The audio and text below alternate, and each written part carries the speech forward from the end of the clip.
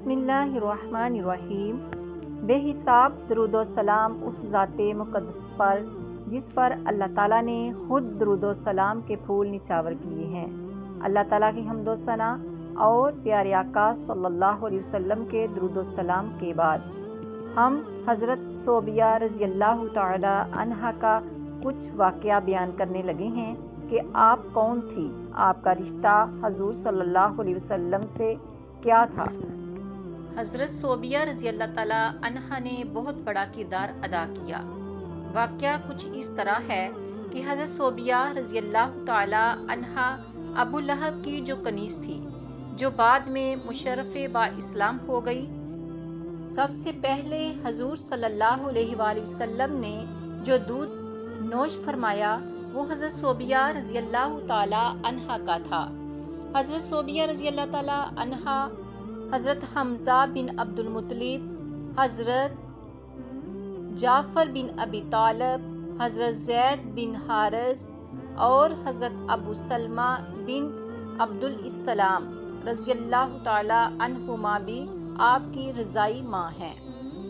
ابو لہب نے حضور صلی اللہ علیہ وسلم کی ولادت مبارک کی خوشی میں اپنی کنیز صوبیہ آزاد کیا تھا۔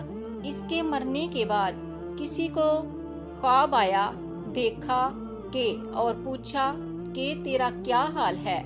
اس نے کہا حال تو بہت خراب ہے، مگر پیر کے دن عذاب میں کمی ہو جاتی ہے، کیونکہ میں نے حضور صلی اللہ علیہ وسلم کے پیدا ہونے کی خوشی کی تھی۔ حضور صلی اللہ علیہ وسلم حضرت صوبیہ کے پاس ہمیشہ کپڑا وغیرہ بیچتے رہتے تھے۔ حضرت سیدہ بی بی خدیجہ رضی اللہ تعالی عنہا سے رسول صلی اللہ علیہ وسلم کی شادی ہوئی تو اس دور میں بھی بی بی صوبیہ رضی اللہ تعالی عنہا حضور صلی اللہ علیہ وسلم کے پاس آیا کرتی تھی۔ حضور صلی اللہ علیہ وسلم ان کا بہت احترام فرماتے تھے اور مدینہ منورہ سے بی بی صوبیہ رضی اللہ تعالی عنہا کے لیے کپڑے وغیرہ اور دیگر تحفے وغیرہ بھیجا کرتے تھے۔ بی بی صوبیہ رضی اللہ تعالی عنہا کا وصال فتح خیبر کے بعد ہوا۔ بی بی صوبیہ رضی اللہ تعالی عنہا کے اسم گرامی کی خاص بات یہ ہے کہ اس دور میں اور کسی خاتون کا نام صوبیہ نہیں تھا، یہ بھی آپ کی انفرادیت ہے۔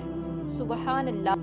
ہمیں چاہیے کہ ہم جب بھی میلاد مصطفیٰ منائیں تو آپ کی رضائی ماؤں، آپ کی رضائی بہن بھائیوں کا نام ضرور لیں، کہ ان کے ناموں کو فراموش نہیں کرنا چاہیے۔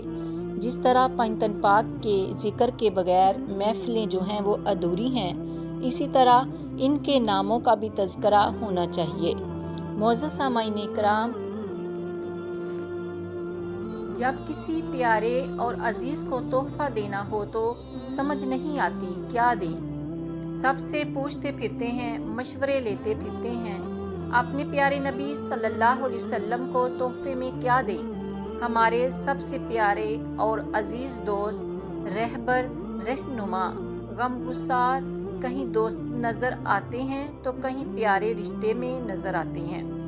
جب جب سیرت رسول صلی اللہ علیہ وآلہ وسلم پڑھیں تو کیا ایسی ہستی کو عزیز نہیں رکھنا چاہیے جو دل میں بسنے والے ہر پہلو میں آگے ہی ہیں، کیونکہ وہ ہمارے مستقبل کے سردار ہیں۔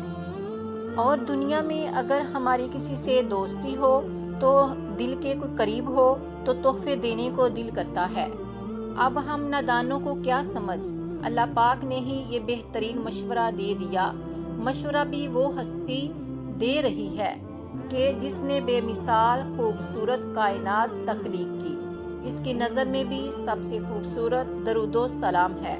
درود و سلام سب سے بہترین تحفہ ہے، اور اپنے نبی پاک صلی اللہ علیہ وسلم کو جو دیا کرو، اور کتنا خوشگوار لمحہ ہوگا جب ہمارے نام سے بھیجا ہوا تحفہ پیارے آقا صلی اللہ علیہ وسلم کے سامنے جائے گا۔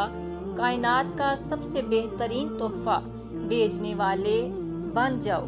اپنے پیارے نبی صلی اللہ علیہ وسلم پر درود و سلام کے تحفے بھیجا کرو، کیونکہ یہ وہ تحفے ہیں جو رب کائنات نے عرش معلیٰ سے اپنے حبیب کو خود عطا کیے ہیں، جو دنیا میں قرآن نازل فرما کر اس میں فرما دیا کہ ان اللہ و ملائکتہ یصلون علی النبی یا ایھا الذین آمنوا صلوا علیہ وسلموا تسلیما۔ بے شک اللہ تعالیٰ اور فرشتے نبی پر درود و سلام بھیجتے ہیں، اس لیے اے ایمان والے لوگوں تم بھی نبی پاک پر درود و سلام بھیجو۔ معزز سامعین اکرام، ہمارے پیارے نبی صلی اللہ علیہ وسلم کی حدیث پاک میں ہے، آپ نے ارشاد فرمایا، جب تم ایسے ہو جاؤ کہ تمہارے غم بڑھ جائیں اور تم ان غموں کو ختم کرنا چاہو تو مجھ پر درود پاک پڑھو، یہ تمہارے غموں کو ختم کرنے کے ساتھ ساتھ تمہارے گناہوں کو بھی مٹا دے گا۔ ہمارے پیارے نبی صلی اللہ علیہ وسلم کا فرمان علی شان ہے، جو شخص مجھ پر درود پڑھتا ہے، ساتوں زمینوں آسمان کی ہر چیز، چرند پرند شجر و حجر اس کے لیے دعا کرتے ہیں۔ حدیث مبارکہ میں آیا ہے، آپ صلی اللہ علیہ وسلم نے ارشاد فرمایا، بد نصیب ہے وہ شخص جو والدین کی خدمت کر کے ان کی دعا نہیں لیتا اور لوگوں سے کہتا پھرتا ہے کہ میرے لیے دعا کرو۔ بد نصیب ہے وہ شخص جو صبح کے وقت سویا رہتا ہے اور لوگوں سے تنگی رزق کا شکوہ کرتا ہے۔ بد نصیب ہے وہ شخص جو نماز عشاء نہیں پڑھتا اور دعاؤں میں پرسکون نیند تلاش کرتا ہے۔ آپ نے فرمایا، بد نصیب وہ ہے کہ جس نے ماہ رمضان پایا اور اپنے رب کو راضی نہ آپ کر سکا۔ صلی اللہ علیہ وسلم نے فرمایا، جس نے میری ایک حدیث سنی اور دوسروں تک پہنچائی، قیامت کے روز اس کے لیے میری شفاعت واجب ہوگی۔ معزز سامعین اکرام، اللہ تعالیٰ سے یہی دعا ہے کہ اللہ تعالیٰ ہمیں اپنے پیارے حبیب کی خوشنودی حاصل کرنے کی توفیق عطا فرمائے، کیونکہ عبادت کے لیے اللہ کے فرشتے بے شمار ہیں، جو قیام کی حالت میں ہیں تو وہ قیام کی حالت میں ہی قیامت تک رہیں گے، جو سلام کی حالت میں ہیں قیامت تک سلام کی حالت میں رہیں گے، بعض فرشتے سجدوں کی حالت میں ہیں، وہ سجدوں میں ہی قیامت تک رہیں گے۔ لیکن اللہ کو ہماری عبادتوں کی ضرورت نہیں، اگر ضرورت ہے تو ہمیں ہے اللہ کو راضی کرنے کی، اللہ تعالیٰ اور اس کے پیارے حبیب کی خوشنودی حاصل کرنے کی۔ معزز سامعین کرام، حضرت جبرائیل امین علیہ السلام نے عرض کیا، یا باری تعالیٰ مجھے بھی تیری عبادت کرنی ہے، میرا دل کرتا ہے کہ میں تیری عبادت کروں۔ اللہ تعالیٰ نے فرمایا، کر لو۔ انہوں نے 2 رکعت نماز نیت کی اور ایسے نماز ادا کی کہ 4000 سال کے بعد سلام پھیرا۔ اللہ تعالیٰ نے فرمایا، تم نے بہت اچھی نماز پڑھی، لیکن ایک امت آنے والی ہے جبکہ فجر کو جب 2 سنتیں ادا کرے گی تو تیری نماز سے بھی اس کی نماز بڑھ جائے گی۔ سبحان اللہ۔ معزز سامعین کرام، دیکھیے اللہ تعالیٰ نے اپنے پیارے حبیب صلی اللہ علیہ وسلم کی امت کو کس قدر شان عطا فرمائی ہوئی ہے۔ اللہ رب العزت کی بارگاہ میں دعا ہے، اللہ تعالیٰ ہمیں اس نبی کی، اس پیارے آقا صلی اللہ علیہ وسلم کی قدر کرنے کی توفیق عطا فرمائے۔ آمین ثم آمین۔ معزز سامعین کرام، یہ ہمارے پاس جو ہماری زندگی کا وقت ہے بہت قیمتی ہے۔ ہم سب کو چاہیے کہ اللہ کو راضی کر لیں، کیونکہ اللہ تعالیٰ ناراض ہوتا ہے تو ایسے کام رونما ہوتے ہیں جو تصور سے باہر ہوتے ہیں۔ حضرت موسیٰ علیہ السلام نے ایک بار اللہ تعالیٰ سے سوال کیا، اے اللہ، تیرے ناراض ہونے کی کیا نشانی ہے؟ ہمیں کیسے پتہ چلے کہ تو ناراض ہے؟ اللہ تعالیٰ نے فرمایا کہ جب تو دیکھے کہ بارشیں بغیر موسم کے ہوتی ہیں، حکومت بے وقوفوں کے پاس ہے، مال بخیلوں کے پاس ہے، تو سمجھ لینا کہ میں ناراض ہوں اور میری ناراضگی کا سبب بھی یہی ہے۔ معزز سامعین کرام، جیسا کہ آپ دیکھ رہے ہیں کہ یہ بے موسمی بارشیں ہو رہی ہیں جو بہت زیادہ فصلوں کو نقصان دہ ہیں، اور اتنی بے موسمی بارشیں ہیں کہ جس سے کاروبار اور روزمرہ کی زندگی جو ہے وہ متاثر ہو کر رہ گئی ہے۔ کہیں ایسا تو نہیں کہ اللہ تعالیٰ ناراض ہو گیا ہے؟ اللہ تعالیٰ کو راضی کر لینا چاہیے۔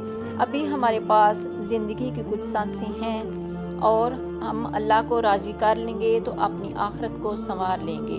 اللہ تعالیٰ ہمیں توفیق عطا فرمائے کہ اس کا قرب، اس کی رضا کو حاصل کر لیں، اور اللہ تعالیٰ ہمارے گناہوں کو معاف فرما دے۔